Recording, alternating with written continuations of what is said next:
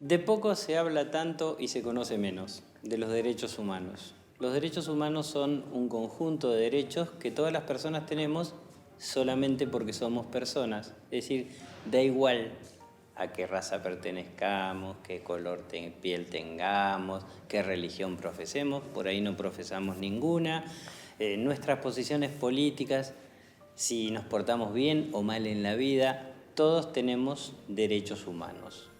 Y el Estado es el responsable de respetar esos derechos y de garantizarnos efectivamente esos derechos. El Estado tiene por función esencial respetar y garantizar los derechos humanos. Y entonces todos los poderes del Estado deben hacerlos. A veces tenemos un concepto muy restringido de derechos humanos. Se piensa en derechos humanos solo cuando, por ejemplo, una persona sufre un maltrato en una comisaría. Pero no es solamente eso. Cuando vas al hospital y no te dan los medicamentos que necesitas, hay una violación de derechos humanos. Cuando no te dan la educación que es necesaria, hay una violación de derechos humanos. Cuando tus derechos laborales no son respetados, hay violación de derechos humanos. Por eso es muy extraño que alguien diga, a mí los derechos humanos no me interesan o no me importan.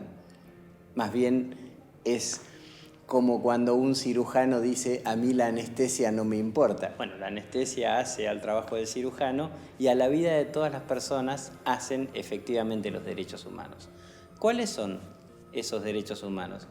Bueno, están permanentemente evolucionando, pero al menos podemos hablar de que son los derechos civiles, políticos, económicos, sociales y culturales. Y si los traducimos a derechos concretos, a no ser privado arbitrariamente de la vida, a no sufrir torturas o tratos crueles, inhumanos y degradantes, a que se nos proteja contra la trata de personas, que es un gran problema hoy, o la esclavitud o la servidumbre, a que no se nos encarcele arbitrariamente el derecho a la libertad, a nuestra libertad de opinión, de conciencia, de religión, nuestra libertad de reunión, a estar protegidos contra los discursos de odio, los derechos políticos, a votar, a presentarnos a elecciones, los derechos económicos, sociales y culturales. Hoy hablaba de la educación, efectivamente, que tiene que ver con el acceso a la educación y que tiene que ver también con que se nos brinde una educación de calidad. Los derechos a la salud, los derechos laborales y los derivados de la relación laboral. Todos esos son derechos humanos y están profundamente conectados. El Estado no puede decir que nos garantiza uno y que se desentiende de garantizar los otros.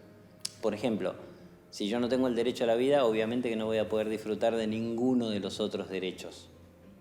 Pero no es tan solo ese el ejemplo. Si no tengo educación, capaz que voy a tener menos posibilidades de disfrutar mis derechos políticos. Si no tengo alimentación, difícilmente voy a poder disfrutar de mi derecho a la educación. Los derechos humanos son todos fundamentales, todos. Y el Estado debe respetar y garantizar efectivamente a todos. Por eso es muy importante que quienes cumplan función estatal garanticen derechos humanos y estén capacitados y capacitadas.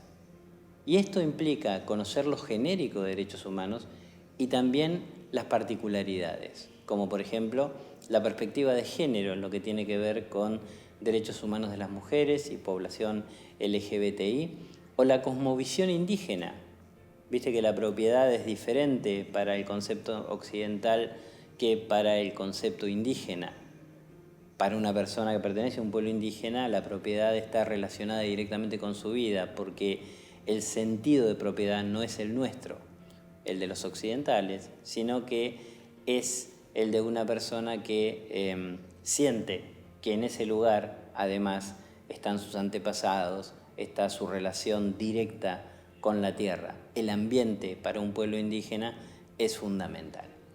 Entonces, todas las personas que operan dentro del Estado, en cualquier lugar, en el Poder Ejecutivo, en el Poder Legislativo, en el Poder Judicial, la persona que te atiende en una oficina burocrática en la administración, todas, absolutamente todas, tienen que conocer y practicar el respeto y la garantía de los derechos humanos. Porque cuando no lo hacen, están violando derechos humanos. Yo soy docente en una universidad pública. Si yo discrimino cuando doy clases, estoy violando derechos humanos.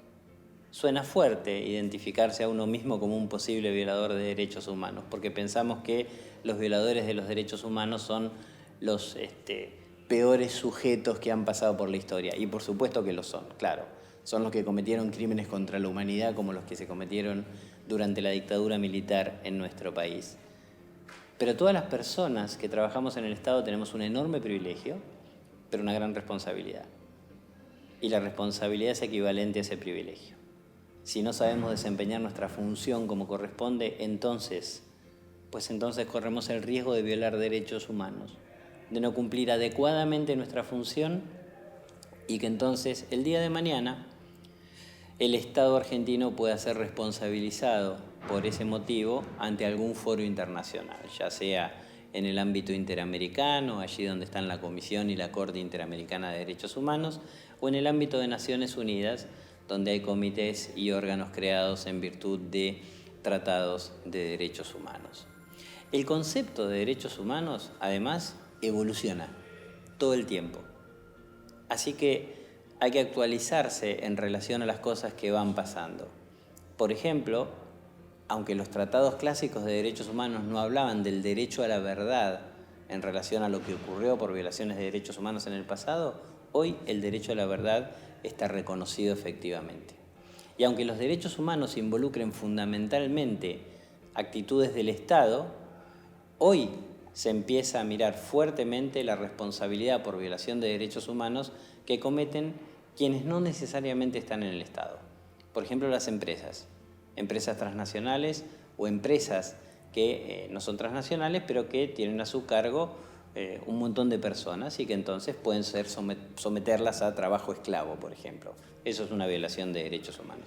Y naturalmente, la discriminación y la violencia en contra de las mujeres, en el ámbito público o en el ámbito privado, constituyen efectivamente violaciones de derechos humanos a las cuales hay que hacer frente.